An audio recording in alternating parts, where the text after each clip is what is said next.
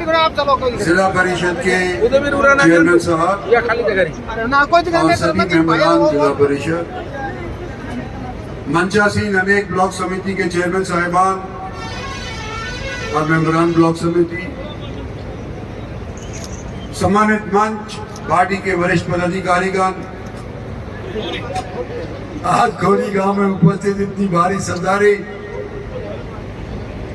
बुजुर्गों, नौजवानों, माताओं, बहनों और बच्चों, आज खोरी गांव ने कमाल कर दिया। मैं कहता हूं कि एक दिन के अंदर इतनी भारी भीड़, और वो भी 4 घंटे 5 घंटे तक डटी रही, तो इलेक्शन के अंदर तो इस तरह से कोई सुनने को ही नहीं मिलता जो खोरी गांव ने आज करके दिखा दिया। लेकिन मेरे दिमाग में एक बात आती है कि ये मेरी बात देखे थे कि रागनी सुने थे।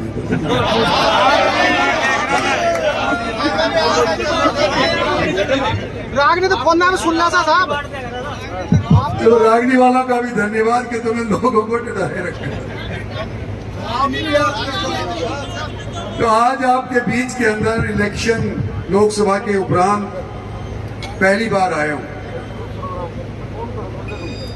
और मेरा सबसे पहले फर्ज ये बनता है कि जो आप लोगों ने मुझे अपना समर्थन दिया, लोकसभा के अंदर जिताया, तो मैं आपका शुक्रिया अदा करूं। तो मैं आपका सबसे पहले तो शुक्रिया अदा करना चाहता हूं, और साथ साथ ये भी कहना चाहता हूं कि हरियाणा के अंदर शायद ही कोई ऐसा नेता है जो 5 बार लगातार और कुल मिलाकर के 6 बार लोकसभा का सदस्य बना है। आपने लोकसभा का तो सदस्य बना दिया, लेकिन जहां पर भी मैं जा रहा हूं,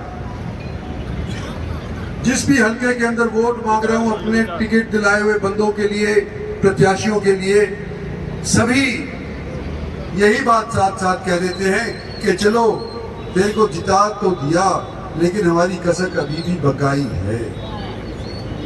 हम आज के दिन उस चीज के लिए आपके बीच के अंदर आए हैं कि आप सब ने, दक्षिणी हरियाणा ने, सभी बिरादरियों ने मिल करके सन 14 से लेकर के और सन 24 तक 10 साल भारतीय जनता पार्टी की सरकार बनाई और पनपाई।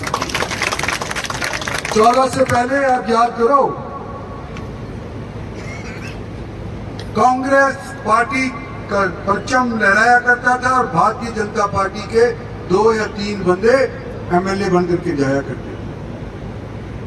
और 14 ने सारे देश ने नरेंद्र भाई मोदी को अपनाया, और पहली बार अनेक दशकों के बाद Bharatiya Janata party full majority लेकर के आई। और उसके फलस्वरूप क्या हुआ कि साथ साथ हरियाणा के अंदर तुरंत इलेक्शन जैसे हुए तो हरियाणा के अंदर भी फुल मेजॉरिटी की सरकार आ गई। कोई सोच भी नहीं सकता था कि हरियाणा के अंदर भारतीय जनता पार्टी की सरकार बन जाएगी, लेकिन आप लोगों ने बनाई। दूसरी बार भी आप लोगों ने बनाई, हालांकि दूसरी बार हमारे को दुष्यंत जी का साथ लेना पड़ गया। 10 एमएलए उनके हमारे को लेने पड़े। लोग असंतुष्ट हुए। दूसरी बारी में तो खास तौर के ऊपर असंतुष्ट हुए, और उसका असर मैं समझता हूं कि लोकसभा के चुनाव के अंदर सबसे ज्यादा पड़ा। हम 19 में 10 की 10 सीट जीते थे और 5 सीट खो लिए 24 के। लेकिन उसका मैं समझता हूं एक फायदा भी हुआ। हमारी पार्टी भी समझ गई कि लोगों के अंदर गुस्सा है, और लोगों के अंदर जो गुस्सा था किसी भी वजह से था, चाहे फार्मर्स का इश्यू था या अनेक और बातें थी, हरियाणा सरकार के प्रति तो खासा था ही था, लेकिन उसको समझते हुए भी हरियाणा सरकार ने परिवर्तन किया। और मैं समझता हूं कि एक जो भारी गुस्सा था वो कम से कम हो गया। आज के दिन जो गुबार था वो लोकसभा के इलेक्शन में लोगों ने निकाल दिया। कुछ फर्क पड़ा कि नहीं लोकसभा के बाद? सभी बिरादरियों में पड़ा कि नहीं पड़ा है? तो उसके ऊपर हम सोचते हैं, उस नींव के ऊपर आज के दिन विधानसभा के लिए जब आपसे वोट मांग रहे हैं, तो हम आपसे यूं कह सकते हैं कि जो लोग आपने ये सोचा था कि रिजर्वेशन खत्म हो जाएगी, जो 400 का पार का नारा दिया था भारतीय जनता पार्टी के कुछ लोगों ने, जिसको कांग्रेस ने तोड़ मरोड़ करके ऐसे ढाल दिया जैसे कि हम रिजर्वेशन खत्म करना चाहते हैं एससी कास्ट का। और आज सबको मालूम है कि हम रिजर्वेशन खत्म नहीं करना चाहते। तो बात लोगों के जहन से निकल गई और सुप्रीम कोर्ट का फैसला हुआ था थोड़े दिन पहले, और उसने ये कहा था कि एससी के अंदर ए वर्ग और बी का वर्ग बना दो, जैसे कि ओबीसी के अंदर भी बना रखा है, ताकि सभी को आरक्षण का फायदा मिल सके। और हमारी सरकार, हरियाणा की सरकार, उन्होंने सबसे पहले ये मंजूर किया कि जिस दिन ही सुप्रीम कोर्ट का फैसला आया था उसी दिन से हम इसको लागू करेंगे और इसको गजट करवा देंगे, हमारी सरकार बनती है। तो वो लोग जो हमारे से बदला करके अलग हो गए थे, मैं समझता हूं उनको एक बार पुनर्विचार कर लेना चाहिए। दूसरा, जो लोग रिजर्वेशन की कैटेगरी में नहीं आते लेकिन फिर भी हमसे खफा थे, तो मैं ये उनसे पूछना चाहता हूँ, मैंने तो तेरा कुछ नहीं बिगाड़ा भैया, मैंने किसी का बिगाड़ा है? मैंने तो आप लोगों की आवाज ही उठाई है। अगर बिगड़ा है तो मेरा बिगड़ा है। अगर मैं चमचागिरी कर रहा होता तो आज के दिन कैबिनेट का मंत्री होता, और क्योंकि मैंने आप लोगों की आवाज उठाई, जितना हो सकता था मेरे को दबाने की कोशिश करी गई। तो इंद्रजीत सिंह को दबाओ, इंद्रजीत सिंह को दबाओ, इंद्रजीत सिंह को दबाओ। पर इंद्रजीत सिंह कैसे दबेगा जब उसकी पीठ के पीछे इलाके की जनता खड़ी है 36 बिरादरी की। अगर खड़ी नहीं होती तो मैं बार बार क्यों जीतता हूं यहाँ से? पार्टी तो टिकट दे देती है, कांग्रेस पार्टी ने भी टिकट दिया, भारतीय जनता पार्टी ने भी टिकट दिया, लेकिन असली टिकट तो जनता के पास है। अगर जनता नहीं डालेगी तो बक्सा खाली रह जाएगा या उसके अंदर दूसरे का चला जाएगा। आज मैं आपका अजीज हूँ, आपका हमसफर हूँ, आपका साथी रहा हूँ। आगे के लिए भी मैं ये कहता हूँ कि 5 साल मोदी की सरकार है देश के अंदर, और भगवान ने चाहा तो 5 साल इस वजारत के अंदर मैं भी रहूंगा। अगर हरियाणा के अंदर मेजोरिटी आ गई तो फिर और सोच लेंगे।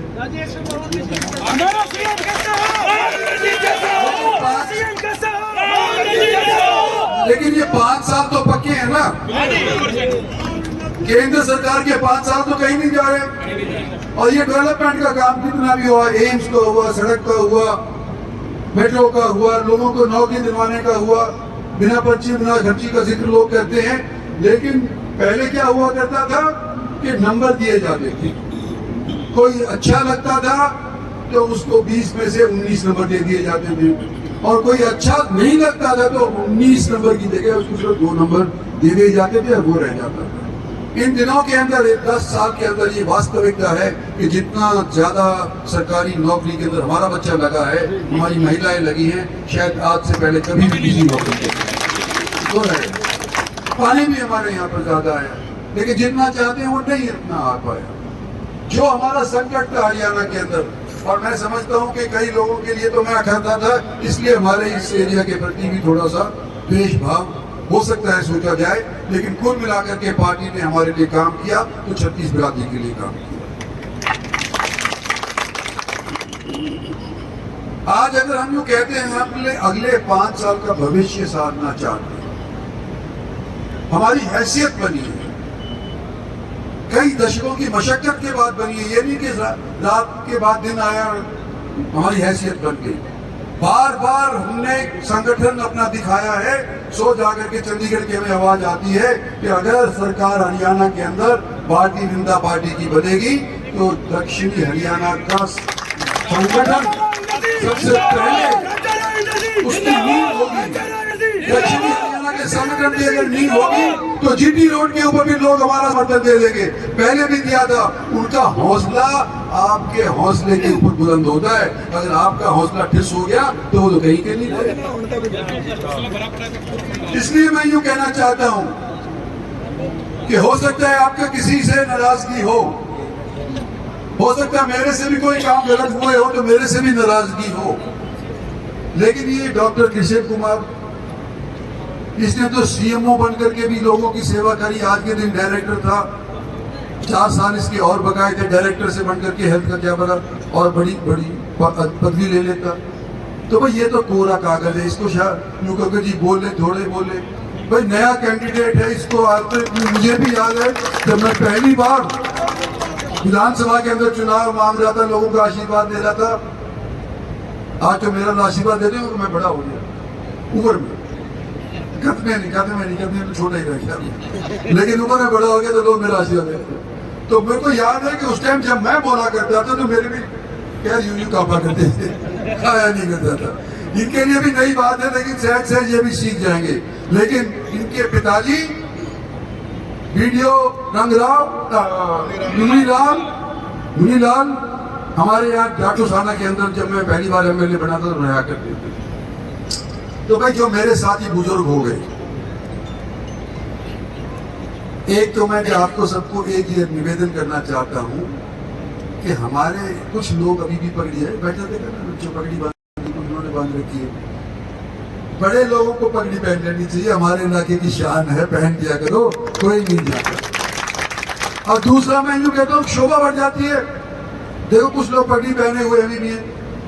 मैं दूसरी बात ये कहता हूँ कि आप अपने बच्चों को, पोतों को, सबको हमारे पक्ष के अंदर डालो। आज भी हमारे ये परंपरा है हिंदुओं के अंदर कि जो बुजुर्ग कहता है बच्चा मानता है। हो सकता है गुड़गांव में ना मानता हो सकता है दिल्ली के अंदर ना मानता हो, लेकिन आज तक जो उम्र के लिहाज से इज्जत मिलती है हमारे देहात के अंदर आज के दिन भी मिल रही है। तो अपने बच्चों को, पोतों को हमारे पीछे लगाओ कि हमारे साथ लगाओ। और मैंने भी कोशिश ये करी है कि जो मैंने मशक्कत करी, जो मेरे बाबूजी राव वीरेंद्र सिंह ने जो कोशिश करी, भाई उम्र तो सभी को बोना कर देती है, हमारी भी उम्र ढल चुकी है, तो नए खून की आवश्यकता है। हमारी लड़ाई जारी रहे, इस चीज की आवश्यकता है। और नए खून को आज के दिन आपके सामने मैं पेश कर रहा हूं। ये कैंडिडेट आपका है, आपको इसको संवारना पड़ेगा, आपको इसको अपनाना पड़ेगा। मैं जैसा हूं सो हूं, लेकिन ये आपका काम करेगा।